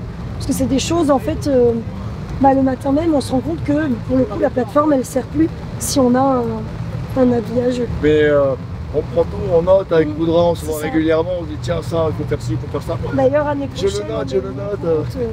L'année prochaine, c'est main courante sur la rampe de la main stage. Idée d'amélioration. Voilà, c'est des petits trucs qu'on ne pense pas, on ne peut pas penser à tout. Donc là, les rampes, on ne pouvait pas les ajouter cette année. Mais moi, dès que j'ai vu ça, j'ai dit il faut une rampe parce qu'une personne qui se déplace avec une canne, elle a souvent besoin de sa deuxième main avec une rampe, tout ça. J'ai dit l'année prochaine, il faut absolument des rampes. Donc là, on l'a noté, c'est sûr, l'année prochaine, on va mettre des rampes. Voilà, c'est des petits trucs comme ça, mais... On a plusieurs typologies de handicap qu'on accueille. Il y a du handicap moteur, des personnes qui sont à mobilité réduite, soit mal marchand, soit en fauteuil électrique, fauteuil roulant manuel. Moi c'est Nathalie, je suis partie de l'association de Noise Impulsion. Donc via l'association j'aide Cindy au niveau de l'accueil PMR sur le Hellfest. C'est une salle de repos qui est mise à l'usage essentiel des PMR pour qu'ils puissent se reposer, être au frais. Ils ont accès à des toilettes, à des points de recharge. On a un peu de matos aussi pour réparer en cas de besoin. On stocke les médicaments qui ont besoin d'être mis au frais. On a ici à disposition les guides d'accessibilité PMR PSH en fait, où il y a tous les dispositifs qui sont accessible pour les personnes en situation de handicap sur le festival. Les fast lines, donc en fait c'est la possibilité de passer plus vite, en fait de couper toutes les... Ça va être utile déjà à la cathédrale, parce que passer en fauteuil à la cathédrale, je sais même pas si c'est gérable. T'as jamais essayé? Non, ça passe pas. Voilà. Rien qu'en termes de taille, c'est pas possible. Donc les Fastlane ils vont servir à ça. Moi, j'ai pas testé, mais voilà. Mais Marc, il valide tout derrière. Il faut savoir que j'ai l'impression que c'est un peu Marc le patron ici. Mais c'est surtout que c'est le testeur officiel. C'est le testeur. Pauvre Marc. En fait, il l'envoie dans les sociétés. Écoute, Marc, tu fonces droit sur la cathédrale, on voit si ça passe. Non, j'ai déjà essayé l'année dernière, ça passe pas. On va avoir du handicap psychique, intellectuel. Donc hier, par exemple, on a réalisé une expérimentation de terrain avec une dizaine de personnes atteintes de troubles atypiques pour pouvoir expérimenter, voir comment elles réagissent et avec une analyse anthropologique derrière qui va nous permettre après de pouvoir adapter et d'améliorer notre service sensible. On a du handicap donc psychique comme je le disais, mais aussi auditif. En fait, il s'avère que j'ai 2 amis qui étaient déjà bénévoles. Ils ont échangé avec Cindy, donc notre référente, qui expliquait qu'elle avait des besoins sur le fest pour de la langue des signes. Et en fait, ils nous ont mis en relation. Parce que moi, là-bas, je ne suis pas du tout métalleuse, vraiment pas. Et donc, du coup, je me suis dit, pourquoi pas, ça peut être une belle expérience. Et j'ai rejoint l'aventure l'année dernière. Et il s'avère que j'aime beaucoup être là, quoi. Ouais, le métal depuis? Alors, écoute, j'aime bien maintenant. Je suis pas une grosse métalleuse, on va... Elle aime bien, c'est bon, on peut la garder. C'est bon, je suis contaminée, tout va bien. Et il y a combien de personnes que tu vas voir en moyenne où il y a besoin d'un langue des signes? Alors, en fait, tout est relatif parce que l'année dernière, on a eu des personnes sourdes. Mais là, il faut que j'ébruite un peu plus qu'on a des gilets vibrants, mais on a pas mal quand même de monde qui peuvent être concernés.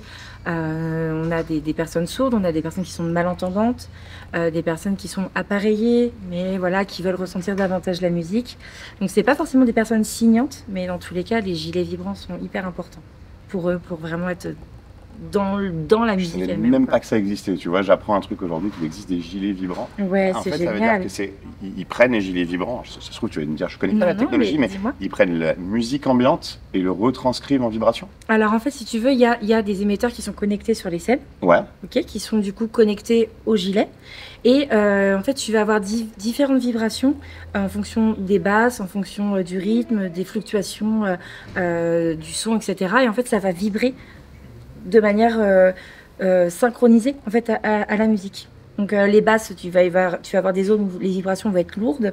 Quand c'est un rythme un peu plus soutenu et quelque chose d'un peu plus rapide, du coup tu as les vibrations plus légères qui sont un peu partout dans le gilet. C'est génial. Et c'est vachement en adéquation si tu as envie de tester.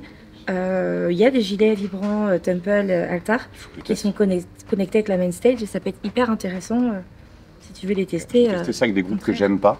Je ne dirais pas qui, mais comme ça au moins je vais voir si je préfère en vibrant. Ça se présente sous cette forme-là. En fait, tu l'attaches là. Voilà. Il faut bien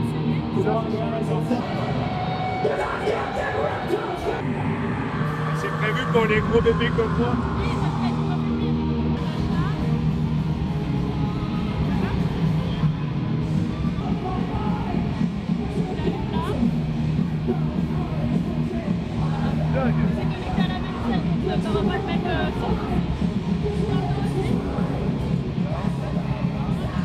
Par contre, dans le dos, ça fait des barres et tout. C'est dingue. En fait, ça me fait presque danser. Il y a des barres de vibrations qui vont jouer sur mon dos, sur mon torse. Et presque, c'est presque dansant en fait. Génial. Donc là, on est connecté à la stage 1, mais tu peux connecter en fait aux 3 pôles. C'est où ça joue sur stage 1-2, où ça joue Temple Altar, où ça joue Valley Warzone. Et donc à chaque fois, c'est connecté là où tu veux. C'est mis là pour des raisons de pluie. Et voilà, c'est génial.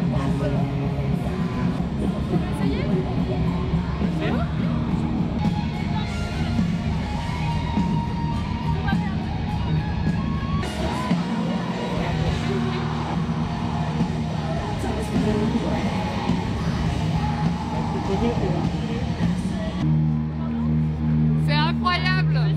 C'est fou, j'ai l'impression genre de vraiment sentir la musique, c'est incroyable.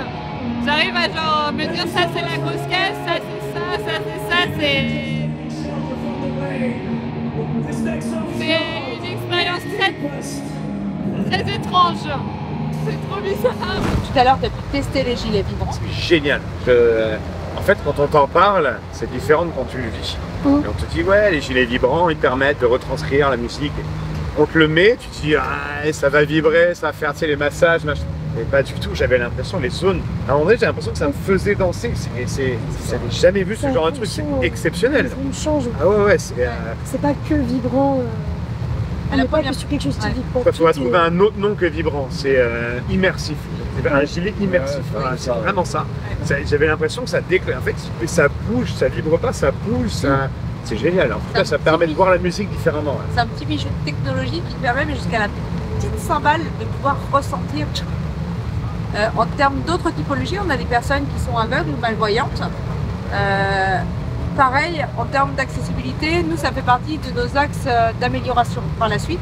Est-ce que le fait de le Hellfest a annoncé qu'il allait avoir une résidence à l'année, avec un accès possible aux locaux, petit à petit, avec un projet qui est plus global, de garder des locaux à l'année, etc.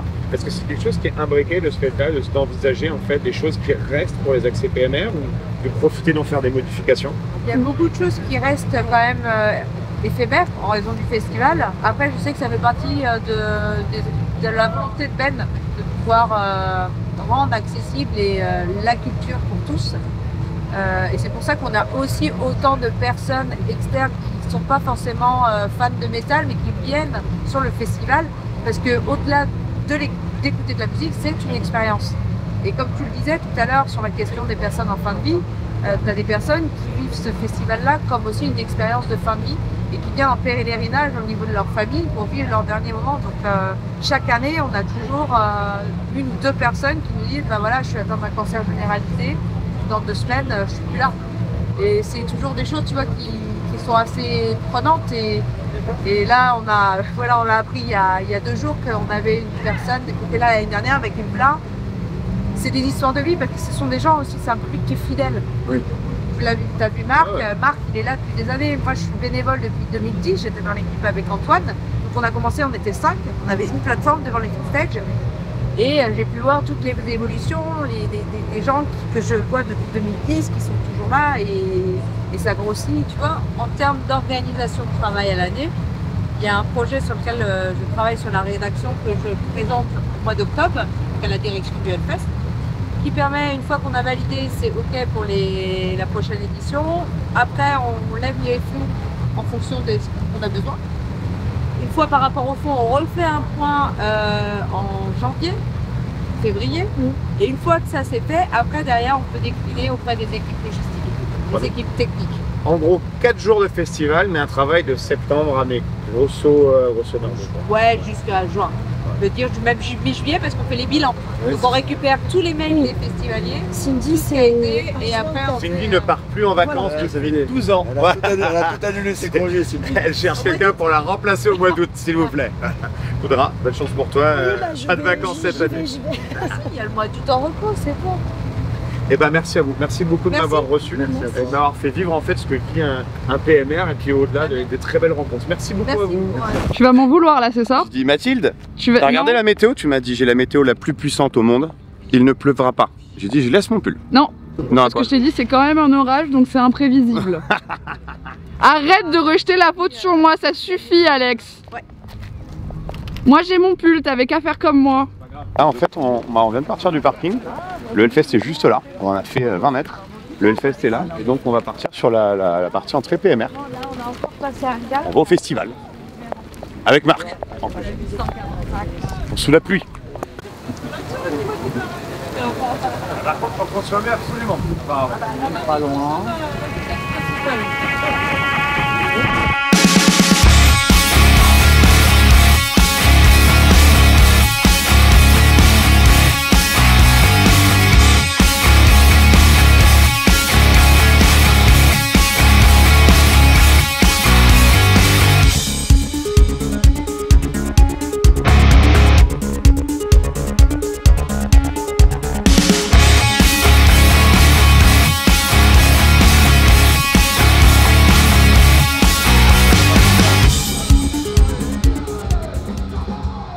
Il paraît que la pente c'est ultra dur, c'est moi qui vais en fauteuil.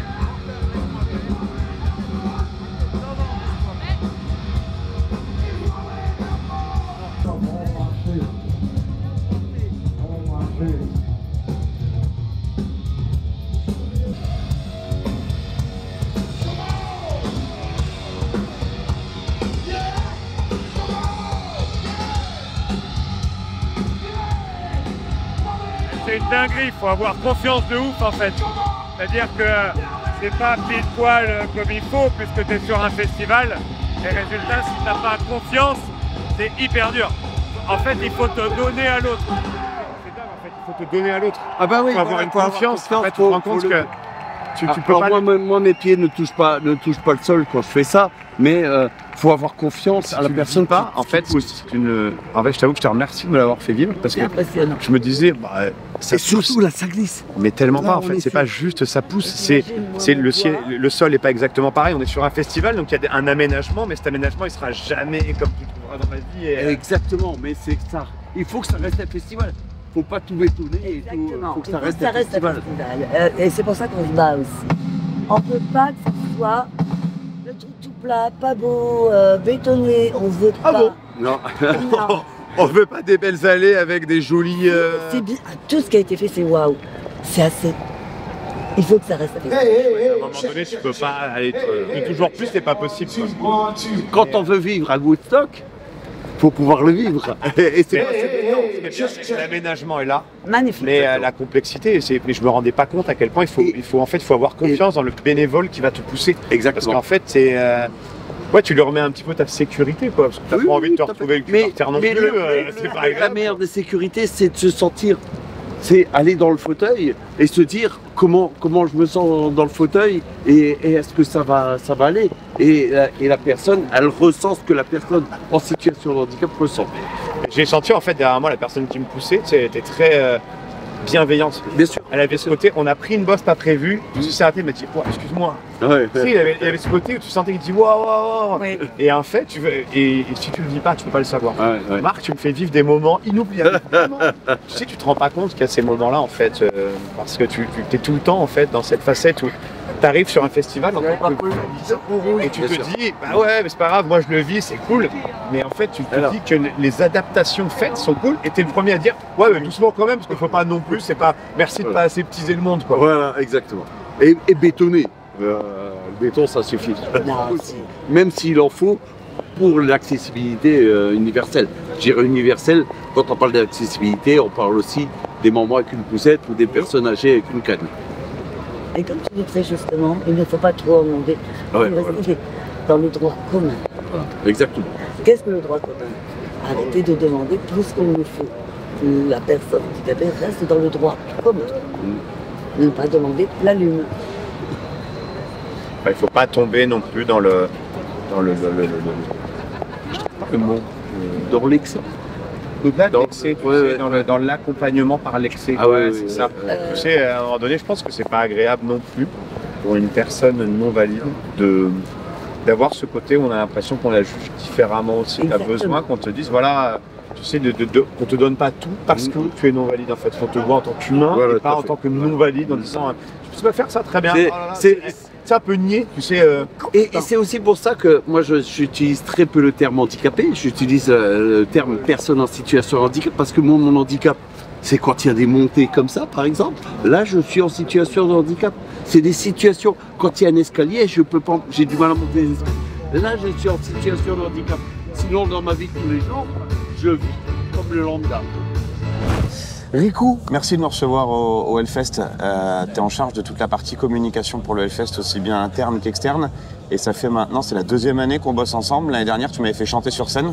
On avait bien rigolé, enfin surtout toi, parce que moi j'avais chanté, les gens avaient dit spécial. Merci, c'est gentil, rentrez chez vous. Et cette année, tu m'as permis d'aller vivre en fait les activités du Hellfest parce que c'est 5000 bénévoles. C'est une énorme machine et en fait, t'avais envie de nous proposer de découvrir en fait ce que les gens font. C'est dingue de voir en fait que c'est une mécanique qui est déjà de 1 bien huilée et de 2 on a rencontré que des gens qui en fait nous disaient je ne pourrais plus faire le Hellfest en festivalier. Bénévole, c'est une autre famille en fait. Je donne 4 heures de ma journée, 2 ou 3 fois selon ce qu'ils font. En fait, en échange, j'ai une autre façon de vivre avec une famille qu'on retrouve tous les ans, etc. Et c'est vrai que c'est dingue de se rendre compte que ça va à la fois de la nourriture jusqu'aux installations des scènes, en passant par justement l'accès PMR où on a eu tout le cheminement, et de voir les gens qui disaient à chaque fois, chaque année, dès juillet, on fait un point et on sait déjà les axes d'amélioration pour l'année prochaine. C'est un travail qui se fait en gros de septembre à mai, quoi. Ouais, c'est ça, nous c'est un peu le principe du festival, c'est de toujours voir les aspects qui n'ont pas marché et comment on peut les améliorer. Et ça a toujours été notre philosophie, notre façon de fonctionner tu vois, le reste de l'année. Donc c'est aussi comme ça que le festival est arrivé là où il en est maintenant. C'est parce qu'on est très perfectionniste, on est très dans le détail et donc on essaie au maximum de vraiment corriger ce qui ne va pas, quoi. Depuis l'année dernière, il y a un projet avec Twitch. Ce qui est plutôt cool, ça a été l'envie en fait de pouvoir emmener les artistes jusqu'à Twitch, jusqu'à un plateau, qui est dans les gaines techniques cachées un petit peu, et de pouvoir en fait permettre aux gens qui sont chez eux de pouvoir avoir un retour sans avoir forcément les concerts, parce que ça c'est déjà Arte qui s'en charge, et d'avoir le retour des artistes. C'est venu comment cette histoire? C'est venu un peu avec le confinement, tu vois. On n'a pas eu 2 éditions en 2020 et en 2021 à cause du Covid. Et donc, pour pas s'ennuyer, on a quand même réfléchi à faire des choses pour garder aussi ce lien avec les festivaliers. Et du coup, en fait, en 2020, donc, on a fait le From Home dans le VIP. En 2021, on avait développé un peu plus le truc. Et c'est un peu la période où Twitch a explosé, est vraiment devenu assez gros et tout. Donc, du coup, on a préféré se dire, il y a peut-être un truc à faire, continuer le truc comme ça, et puis de montrer, effectivement, de garder le lien avec le public qui n'a pas pu venir, qui pour nous, un jour pourra venir, voilà, en fonction de la dispo des places et tout. Et puis c'est aussi une fenêtre un peu sur l'extérieur, de montrer que ce qu'est le festival, casser un peu les stéréotypes qu'on peut encore avoir sur cette musique, sur les gens, sur l'ambiance qu'il peut y avoir au festival. Et puis ouais, c'est offrir un peu un contenu cool aussi en post-festival avec des replays pour les gens, pour combattre un peu cette nostalgie que tu peux avoir après le fest, quoi. Je disais justement, quand on parle des critiques, on a beaucoup de critiques autour du Hellfest, sur l'utilisation des bénévoles, sur la population, etc. J'ai lu une super interview de Ben Barbeau, qui est le créateur du Hellfest, qui disait justement que c'est pas le festival qui a le plus de bénévoles. Il y a des festivals, et alors, je ne pourrais pas les citer là, mais notamment où il y a beaucoup plus, voire le double de bénévoles, où les gens font 8 heures par jour, voilà, en disant que le Hellfest essaye de respecter tout le monde et d'avancer. Et en disant, il disait qu'il n'aimait pas le principe de musique extrême, mais de musique de métal, en fait, de dire qu'aujourd'hui tout le monde est le bienvenu, il n'y a pas une question de touriste ou pas. T'es assez en phase là-dessus? Complètement, parce que ouais, effectivement, il y a d'autres festivals qui ont des modèles avec encore plus de bénévoles. Enfin, on a même dans les Jeux Olympiques, tu vois, des appels au bénévolat, avec même des fiches de poste pour les bénévoles. Donc là, tu te dis que c'est un peu étrange. Le Hellfest reste ouvert à tout le monde parce qu'on n'est pas on est effectivement un peu dans une musique de niche, mais qui est aussi ouverte à tout le monde. C'est aussi le principe de cette musique, c'est de recueillir un peu les personnes qui ne trouvent pas forcément leur place dans la normalité, dans les musiques qu'on peut te proposer un peu partout. Et c'est une musique aussi qui est engagée, qui a des valeurs, qui a toute une philosophie de vie et puis de pensée. Et c'est des valeurs, c'est des choses qui nous parlent à nous. Et donc voilà, c'est des gens aussi, je pense que c'est un peu un virus, tu sais, t'es piqué une fois et puis tu tombes vite dedans. On a un peu l'arbre qui cache la forêt aussi, tu vois. On a le métal et ses dérivés, il y en a des milliers, et donc nous on montre qu'un échantillon, voilà, de ce qui peut exister. Et après il y a toute une culture qui existe depuis 50, 60 ans, voilà, avec qui mélange aussi parfois le côté graphique, la littérature, etc. Donc c'est une musique qui est très riche, avec un univers très, très complet, donc qui demande à être découvert. Et si on peut être un peu la porte d'entrée de cet univers, on prend avec sérieux et fierté, je dirais. C'est quoi les projets pour l'année prochaine? Alors déjà dormir un peu. On est dimanche pour l'information. Non, effectivement, on va repartir sur un format de 4 jours. Ça c'est un truc qu'on a acté depuis effectivement cette année. C'est une formule qui est assez cool, je trouve, parce qu'on a toujours un peu, tu vois, 1 ou 2 jours de rodage avant que tout roule parfaitement. Donc là, d'avoir 4 jours, on peut vraiment en profiter pleinement. Et puis je pense que le public aussi s'y retrouve dans ce format-là, tu vois, d'avoir une demi-journée le jeudi pour commencer un peu tranquille, avant d'enquiller 3 jours à fond. Et puis après, on a aussi d'autres projets avec la Gardienne des Ténèbres. Donc c'est la machine qu'on est en train de construire avec la compagnie La Machine, qui est basée à Nantes, sur l'île de Nantes. Donc la machine sortira en 2024. Elle se baladera un peu sur le site en mode nouvelle attraction, je dirais, ou décor. Et à partir de 2025, elle sera pleinement installée au niveau du Hellcity, où là on va reconstruire clairement un abri pour la protéger à l'année. Et puis pouvoir faire des choses aussi, des visites, ouais, un peu de balade sur le site. Il y a beaucoup de choses de dit d'ailleurs là-dessus, mais c'est vrai que pour l'instant on n'a pas trop d'infos. Pour certains, ça va être à terme, c'est le but, d'après ce qu'on entend, c'est de pouvoir faire en fait un endroit où les gens puissent venir toute l'année, quelque chose qui reste en dur. C'est une vraie volonté aujourd'hui d'établir dans du dur le Hellfest. C'est un peu l'idée de Ben, parce que l'idée c'est aussi de s'ancrer dans le territoire, de montrer que le Hellfest sans cuisson ça n'existe pas. On ne peut pas se déplacer comme ça du jour au lendemain, tu vois, toutes les installations qu'on a mis en place cette année, toute la relation aussi qu'on a créée également avec les habitants, avec les collectivités là-dessus. Et donc d'avoir ce projet de la Gardienne, c'est un peu remercier les cuissonniers de nous avoir accueillis. Et puis d'avoir ce côté, on va dire, attachement au territoire qui, nous, est vraiment primordial, tu vois, avec le Muscadet, avec les associations locales comme Animage notamment. Donc non, c'est vraiment pour renforcer le lien avec le local qu'on a envie de développer ce projet. Et puis l'idée, c'est aussi d'avoir un lieu effectivement qui vivra l'année avec une brasserie, la Gardienne des Ténèbres, tout ça, quoi. Un vrai lieu périn qui se retransforme arrivé au moment du Hellfest. Exactement. Merci à toi Riku. L'année prochaine, on va réfléchir. Hein. On a d'autres idées. À un moment donné, je vais finir sous la scène, ça va mal se passer. Merci à toi, merci beaucoup pour l'accueil Riku.